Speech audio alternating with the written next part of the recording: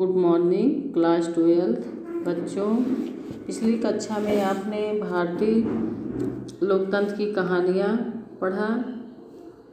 भारतीय लोकतंत्र की कहानियों के अंतर्गत आपने भारत के लोकतंत्र की कहानी के बारे में जाना कि भारत का लोकतंत्र जनता का, जनता द्वारा, जनता के लिए शासन है। आज हम इसी के अंतर्गत पढ़ेंगे संवैधानिक मानदंड और सामाजिक न्याय सशक्तता की व्याख्या। तो बच्चों, यहाँ यह जान लेना भी आवश्यक है कि कानून और न्याय में अंतर है। कानून और न्याय तो दोनों में अंतर है। कानून का सार इसकी शक्ति है। कानून का जो सार है इसकी शक्ति है और कानून का सार इसकी शक्ति है। कानून इसलिए कानून है क्योंकि इसमें बल प्रयोग अथवा अनुपालन के संचरण के माध्यमों का प्रयोग होता है। तो कानून में क्या होता है? बल का प्रयोग होता है। बल के प्रयोग के द्वारा लोगों को जो नियम है, कानून है, उसका पालन करने के लिए बाध्य किया जाता है और इसके पीछे राज्य की शक्ति होती है। ये जो कानून है बच्चों, इसके पीछे राज्य की शक्ति होती है। न्याय का सार जो है वो क्या है? निष्पक्षता। न्याय का सार क्या है? निष्पक्षता, मतलब सबको निष्पक्ष होकर न्याय दिलाना। कानून की कोई भी प्रणाली अधिकारियों के संस्तरण के माध्यम से ही कार्य करती है। ये जो कानून नियम हैं, ये अधिकारियों के कानून और नियम बनाए गए हैं। जो अधिकारी होते हैं वो इसके अंतर्गत कार्य करते हैं। ऐसे प्रमुख मानदंड जिससे नियम और अधिकारी संचालित होते हैं वह संविधान कहलाता है। कहने का मतलब कि यह एक ऐसा दस्तावेज है जिससे किसी राष्ट्र के सिद्धांतों का निर्माण होता है। तो किसी राष्ट्र के जो सिद्धांत है उनका निर्माण होता है। भारतीय संविधान भारत का मूल मानदंड है। अन्य सभी कानून संविधान द्वारा नियत कार्य प्रणाली के अंतर्गत ही बनते हैं और ये कानून संविधान द्वारा निश्चित अधिकारियों के द्वारा बनाए और लागू किए जाते हैं। तो ये जो कानून है, संविधान द्वारा जो अधिकारी नियुक्त किए जाते हैं उन्हीं के द्वारा यह कानून और नियम बनाए जाते हैं। और बच्चों, अगर इसमें कोई विवाद होता है, विवाद होने पर यह संविधान द्वारा अधिकार प्राप्त न्यायालयों के संस्थान द्वारा कानून की व्याख्या की जाती है। तो कोई भी विवाद होने पर उच्चतम न्यायालय जो न्यायालय हैं वहाँ इनकी सुनवाई होती है और उच्चतम न्यायालय क्या है? ये सर्वोच्च न्यायालय है और यही संविधान की अंतिम व्याख्या करता है कि उच्चतम न्यायालय का निर्णय ही सर्वोच्च निर्णय होता है। और उच्चतम न्यायालय के कई ऐसे महत्वपूर्ण रूपों में मौलिक अधिकार भी हैं। अधिकारों को बढ़ाया गया है। तो मौलिक अधिकार, तो बच्चों अब हम यहाँ पहले मौलिक अधिकारों के बारे में जानेंगे। मौलिक अधिकार, तो मौलिक अधिकार यह जनता को प्रदत्त संविधान द्वारा ऐसे अधिकार हैं जो उनके हितों का संरक्षण करते हैं। जनता को प्रदत्त अधिकार ही मौलिक अधिकार हैं। तो बच्चों, मौलिक अधिकार क्या है? यह संविधान द्वारा प्रदत्त है। प्रदत्त का मतलब प्रदान किया गया है और यह उनकी जनता को प्रदान किया गया है और यह जनता के हितों का संरक्षण करता है और जनता को प्रदत्त अधिकार ही क्या है? मौलिक अधिकार है। अब देखिए, भारतीय संविधान के भाग 3 में तथा 12 से 35 तक मूल अधिकारों का वर्णन है। तो बच्चों, जो भारत का संविधान है, भारत के संविधान के भाग 3 में और 12 से 35 तक मूल अधिकारों का वर्णन मिलता है। यह वर्णन किया गया है। मूल अधिकार जो है अमेरिका के संविधान से लिया गया है। तो यहाँ बच्चों ये अति लघु में क्वेश्चन भी बनता है कि मूल अधिकार कहाँ से लिया गया है। तो मूल अधिकार अमेरिका से लिया गया है, अमेरिका के संविधान से लिया गया है। तो संविधान में कुल 7 मौलिक अधिकार थे। तो बच्चों, पहले संविधान में कुल 7 मौलिक अधिकार थे, लेकिन 44वें संविधान संशोधन द्वारा 1978 में संपत्ति के अधिकार को मौलिक अधिकारों की सूची से हटा दिया गया। तो संपत्ति का जो अधिकार था उसे 44वें संविधान संशोधन द्वारा 1798 में हटा दिया गया, मौलिक अधिकारों की सूची से हटा दिया गया और इसे अनुच्छेद के 301 के अंतर्गत कानूनी अधिकार के रूप में रखा गया है। तो अब देखिए, जो मौलिक अधिकार हैं, कुल 6 मौलिक अधिकार हैं। समानता का अधिकार, समानता का अधिकार 14 से 18 तक इनका वर्णन है। और दूसरा है स्वतंत्रता का अधिकार। स्वतंत्रता के अधिकार का वर्णन 19 से 20 तक है। आगे बच्चों, इसी में तीसरा है शोषण के विरुद्ध अधिकार। तो इस अधिकार का उल्लेख अनुच्छेद 23 से 24 तक है। और चौथा है धार्मिक स्वतंत्रता का अधिकार। इसका वर्णन अनुच्छेद 24 से 28 तक है। और पांचवा है संस्कृति और शिक्षा संबंधी अधिकार। तो इसका उल्लेख अनुच्छेद 29 से 23 तक है। और लास्ट में है बच्चों संवैधानिक उपचारों का उल्लेख। इसका उल्लेख अनुच्छेद 32 में किया गया है।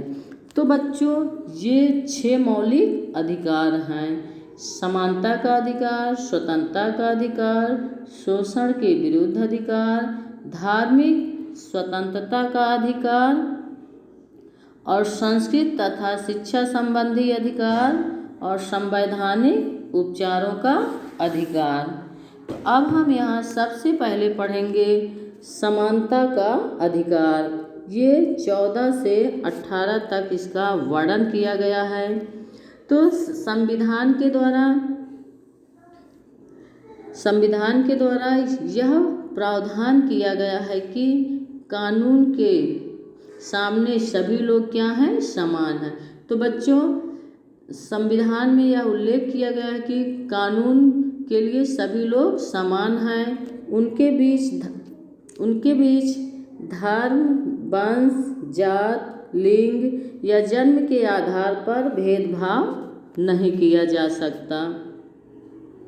तो ये है समानता का अधिकार। समानता के अधिकार में कानून के समक्ष सभी लोग समान हैं। उनके बीच धर्म, जाति, वंश, लिंग या जन्म स्थान के आधार पर किसी के साथ भेदभाव नहीं किया जाएगा। और समानता का अधिकार सभी नागरिकों को रोजगार के समान अवसर भी देता है। दूसरा है बच्चों स्वतंत्रता का अधिकार। इसका उल्लेख अनुच्छेद 19 से 24 तक इसका उल्लेख मिलता है, किया गया है। तो देखिए, स्वतंत्रता के अधिकार के अंतर्गत इसमें क्या है, लोग स्वतंत्र जीवन बिता सकते हैं। इसके अंतर्गत ऐसे अधिकारों का उल्लेख किया गया है जिनकी सहायता से लोग क्या हैं, स्वतंत्र जीवन बिता सकते हैं। और जैसे अपने विचारों को स्वतंत्रता के साथ व्यक्त करने का अधिकार, देश के किसी भी हिस्से में आने जाने का अधिकार, भारत के किसी भी हिस्से में रहने का अधिकार, किसी भी मान्यता प्राप्त व्यवसाय के द्वारा आजीविका प्राप्त करने का अधिकार।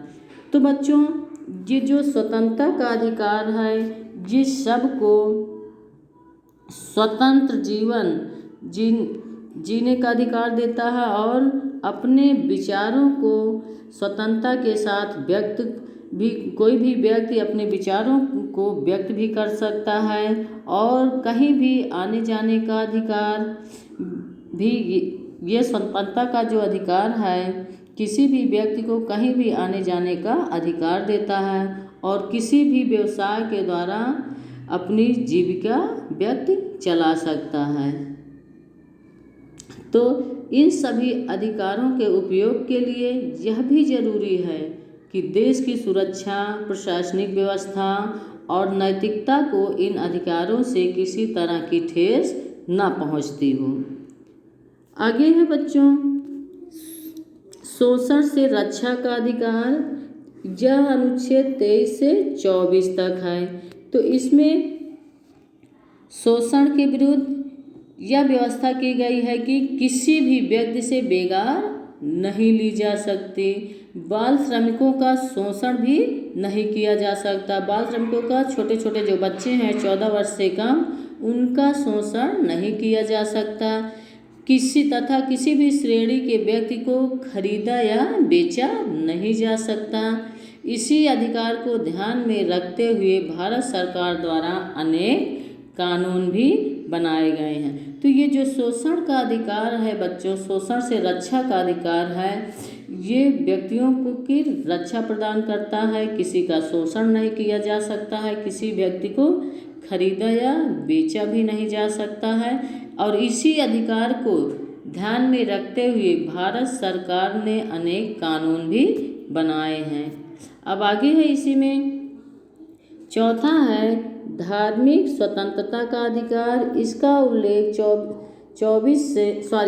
25 से 28 तक इसका उल्लेख किया गया है अनुच्छेद में। अब धार्मिक स्वतंत्रता के अंतर्गत प्रत्येक व्यक्ति का यह मौलिक अधिकार है कि वह बिना दबाव के किसी भी धर्म के अनुसार व्यवहार कर सकता है और उसका प्रचार भी कर सकता है। धार्मिक स्वतंत्रता के अंतर्गत सभी व्यक्ति को सभी धर्म मानने के लिए स्वतंत्रता है और वह किसी भी धर्म का प्रचार कर सकता है। किसी भी व्यक्ति को अपनी धार्मिक आयोजनों से रोका भी नहीं जा सकता। आगे है संस्कृति और शिक्षा संबंधी अधिकार। तो इसका उल्लेख अनुच्छेद 29 से 30 तक में किया गया है।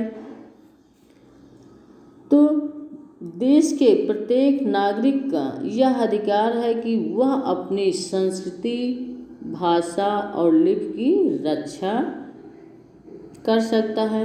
तो बच्चों, इस संस्कृति और शिक्षा के अधिकार के अंतर्गत प्रत्येक व्यक्ति, देश के प्रत्येक नागरिक का यह अधिकार है कि वह अपनी संस्कृति, भाषा और लिपि की वो रक्षा कर सकता है और अपनी पसंद की शिक्षा प्राप्त कर सकते हैं तथा अपने लिए अलग शिक्षा संस्थाओं की स्थापना करके उनकी व्यवस्था भी कर सकते हैं। और तो और बच्चों, राज्य द्वारा संचालित शिक्षा संस्थानों में किसी विशेष धर्म की शिक्षा देने पर भी रोक लगाई गई है। आगे है इसी में संवैधानिक उपचारों का अधिकार। इसका उल्लेख अनुच्छेद 32 में मिलता है। तो बच्चों, ये जो संवैधानिक उपचारों का अधिकार है, इसमें क्या है कि यदि किसी व्यक्ति को मौलिक अधिकारों से वंचित किया जाता है तो उससे यह अधिकार प्राप्त है कि इनके विरुद्ध वह न्यायालय की सहायता ले सकता है। मतलब न्यायालय की सहायता से अपने अधिकारों को प्राप्त कर सकता है। तो बच्चों, संवैधानिक उपचारों का अधिकार सबसे महत्वपूर्ण इसलिए कि अगर किसी व्यक्ति को मौलिक अधिकार है, समानता का, स्वतंत्रता का, शोषण का, धार्मिक स्वतंत्रता का अधिकार, संस्कृति, अगर किसी भी व्यक्ति को इन अधिकारों से वंचित किया जाता है तो उसे यह अधिकार है कि वह इनके विरुद्ध न्यायालय में जाकर अपने अधिकारों को प्राप्त कर सकता है। और इस अधिकार को प्रभावपूर्ण बनाने के लिए यह भी प्रावधान किया गया है कि केंद्र या राज्य सरकारें कोई भी ऐसा कानून नहीं बना सकते जो देश के नागरिकों को, किसी भी नागरिक को अपने मौलिक अधिकारों से वंचित करता हो। तो बच्चों ये है मौलिक अधिकार। मौलिक अधिकार आपके 6 हैं। समानता का अधिकार, स्वतंत्रता का अधिकार, शोषण से रक्षा का अधिकार, धार्मिक स्वतंत्रता का अधिकार, संस्कृति और शिक्षा का अधिकार, संवैधानिक उपचारों का अधिकार। ये भी याद रखिएगा कि मौलिक अधिकारों को कहाँ से लिया गया है, तो अमेरिका के संविधान से लिया गया है। अब आगे बच्चों इसी में है राज्य के नीति निर्देशक सिद्धांत। तो राज्य के नीति निर्देशक सिद्धांत, तो देखिए राज्य के जो नीति निर्देशक सिद्धांत हैं ये संविधान के भाग 4 में इनका उल्लेख मिलता है और अनुच्छेद 36 से 51 तक राज्य के नीति निर्देशक सिद्धांतों का उल्लेख किया गया है। और सबसे महत्वपूर्ण बात कि नीति निर्देशक सिद्धांत आयरलैंड से लिया गया है। यहाँ भी एक क्वेश्चन बनता है कि नीति निर्देशक सिद्धांत कहाँ से लिया गया है, तो नीति निर्देशक सिद्धांत आयरलैंड से लिया गया है। और ये जो नीति निर्देशक सिद्धांत हैं ये न्यायालय में प्रवर्तनीय नहीं हैं। तो बच्चों ये नीति निर्देशक सिद्धांत न्यायालय में प्रवर्तनीय नहीं है, अर्थात हम इन्हें न्यायालय में चुनौती नहीं दे सकते। इनका जो उद्देश्य है, नीति निर्देशक सिद्धांतों का उद्देश्य है लोक कल्याणकारी राज्य की स्थापना करना और ऐसे राज्य की स्थापना करना जो जनता के हितों का ध्यान रखती है। तो बच्चों राज्य नीति निर्देशक सिद्धांत इसका उद्देश्य है लोक कल्याणकारी राज्य की स्थापना करना। और लोक कल्याणकारी राज्य कैसा होना चाहिए, ऐसे राज्य की स्थापना करना जो जनता के हितों का ध्यान रखती है और सामाजिक, आर्थिक और राजनीतिक न्याय की व्यवस्था भी इसमें की गई है।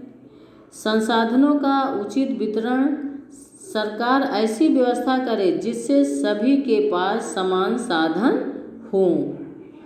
तो ये जो संसाधनों का उचित वितरण मतलब सरकार ऐसी व्यवस्था करे जिससे सभी के पास समान साधन हो और इसमें स्त्री पुरुषों को समान अधिकार दिया गया है और समान अवसर के आधार पर समान न्याय की व्यवस्था भी की गई है।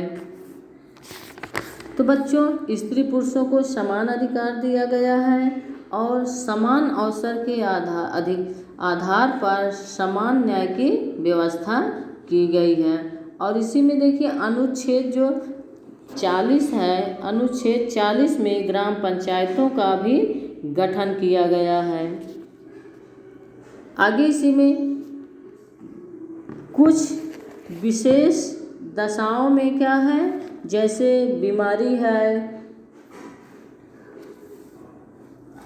कुछ विशेष दशाओं में जैसे बीमारी, बुढ़ापा, गरीबी, काम पाने का अधिकार है। कुछ विशेष दशाओं में जैसे बेरोजगारी, बुढ़ापा, बीमारी, अपंगता या इसी तरह की दशा में लोगों को राज्य से आर्थिक सहायता भी मिल सके। कार्य न्याय संगत होना चाहिए, जो कार्य है वो क्या है, न्याय संगत होना चाहिए तथा वहाँ की दशा मानवोचित हो जिससे कार्य आसानी से किया जा सके। और इसी में कर्मकारों के लिए निर्वाह मजदूरी आदि की व्यवस्था की गई है। साथ ही कुटीर उद्योग धंधों की भी सरकार बढ़ावा देगी। ये जो कुटीर उद्योग धंधे हैं इनको भी सरकार बढ़ावा देगी। आगे है नागरिकों के लिए समान सिविल संहिता की व्यवस्था की गई है। और अनुच्छेद 45 प्रारंभिक शैशव अवस्था की देखरेख 6 वर्ष से कम आयु के बालकों की शिक्षा का प्रावधान है। 6 वर्ष के आयु के बालकों की शिक्षा का प्रावधान है। अनुच्छेद 46 में देखिए, अनुसूचित जातियों, जनजातियों और दुर्बल वर्गों के लिए शिक्षा, आर्थिक व्यवस्था, सामाजिक न्याय की व्यवस्था की गई है। और अनुच्छेद देखिए 47 में क्या है, मद्यपान निषेध, पोषाहार स्तर और जीवन स्तर को ऊंचा उठाने की भी व्यवस्था की गई है। अनुच्छेद 48 में कृषि और पशुपालन का संगठन, कृषि और पशुपालन का संगठन। और अनुच्छेद 48 के काम में पर्यावरण का संरक्षण तथा संवर्धन और वन तथा वन्य जीवों की रक्षा की व्यवस्था की गई है। और अनुच्छेद 49 में राष्ट्रीय महत्व के स्मारकों, स्थानों तथा वस्तुओं का संरक्षण किया गया। और अनुच्छेद 50 में देखिए, कार्यपालिका से न्यायपालिका का पृथक्करण। तो जो अनुच्छेद 50 है, इसमें क्या है, कार्यपालिका से न्यायपालिका का पृथक्करण मतलब अलग किया गया। और कार्यपालिका प्रधानमंत्री, राष्ट्रपति और न्यायिक पालिका में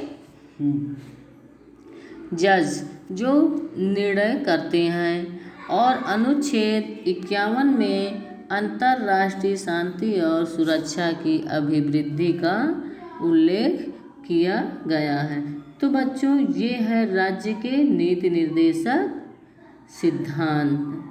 तो राज्य के नीति निर्देशक सिद्धांत ध्यान रखिएगा कि ये संविधान के भाग 4 से लिए गए हैं, इनका उल्लेख है भाग 4 में। और अनुच्छेद 36 से 51 तक इनका उल्लेख है। और यह आयरलैंड के संविधान से लिया गया है। और सबसे महत्वपूर्ण बात कि नीति निर्देशक सिद्धांतों को न्यायालय में प्रवर्तनीय नहीं है, अर्थात हम इन्हें न्यायालय में चुनौती नहीं दे सकते। और इनका जो उद्देश्य है वो लोक कल्याणकारी राज्य की स्थापना करना है। तो लोक कल्याणकारी राज्य ऐसा हो जो जनता के हितों का ध्यान रखते हो।